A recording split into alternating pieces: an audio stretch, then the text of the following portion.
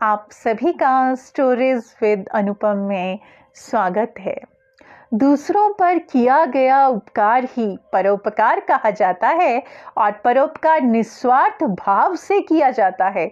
इसके बदले में परोपकार करने वाले व्यक्ति को असीम शांति एवं सुख मिलता है। इस मनोभाव को कीमतों में नहीं आंका जा सकता। दूसरों को सुख प्रदान करने अथवा किसी की भलाई करने पर मन में करुणा, सहानुभूति, प्रेम एवं दया जैसे अलौकिक भावों का जन्म होता है। ये भाव ही सही अर्थों में मनुष्य का देवत्व है। इन भावों के आलोक से मन में एक ऐसी दिव्य अनुभूति होती है जो अपने पराये के बंधन से मुक्त करके मानव की आत्मा को विशालता प्रदान करती है। वास्तव में यही परोपकार की परिभाषा है। यहाँ मैं 2 पंक्तियाँ कहना चाहूँगी। निस्वार्थ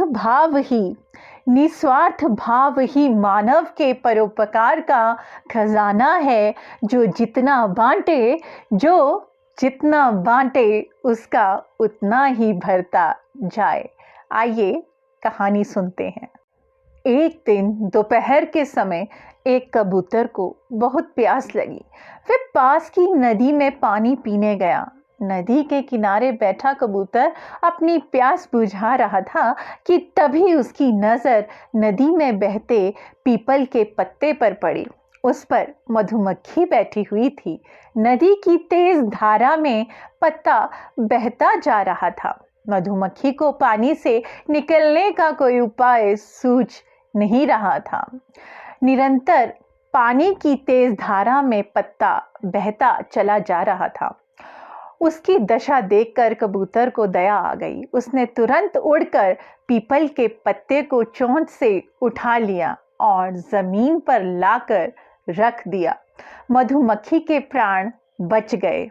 उसने मन ही मन कबूतर को धन्यवाद कहा और अपने छत्ते में चली गई। दूसरे दिन दोपहर के समय वही कबूतर पेड़ की शाखा पर बैठा विश्राम कर रहा था। वह मधुमक्खी भी पराग की तलाश में अपने छत्ते से बाहर निकली थी कि अचानक उसकी दृष्टि एक शिकारी पर पड़ी।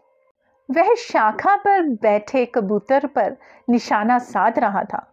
मधुमक्खी उसके उपकार को नहीं भूली थी। वह तेजी से उड़कर शिकारी के हाथ पर बैठ गई और जोर से उसे डंक मार दिया। दर्द के मारे शिकारी का निशाना चूक गया।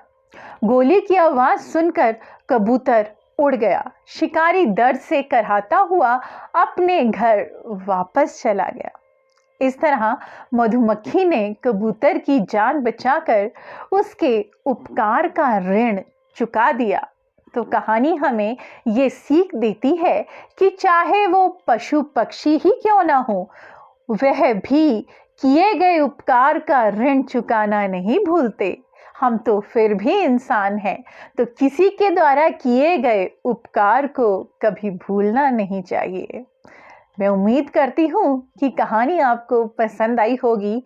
मैं फिर मिलूंगी अन्य कहानी के साथ। आपकी अनुपम।